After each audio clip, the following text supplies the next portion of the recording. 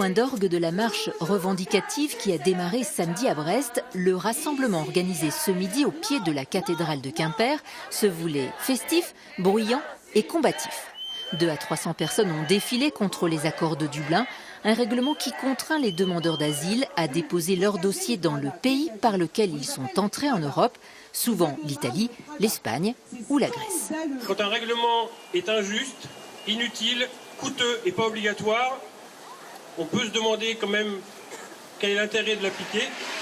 Des accords de Dublin renforcés par la future loi Asile et Immigration, la durée maximale de la rétention administrative des étrangers pourra passer de 45 à 90 jours.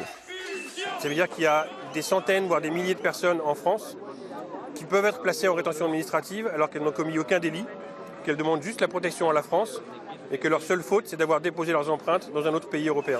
Dans le cortège de nombreux demandeurs d'asile, parmi lesquels Paul, qui pour des raisons politiques a quitté la République démocratique du Congo en juin dernier.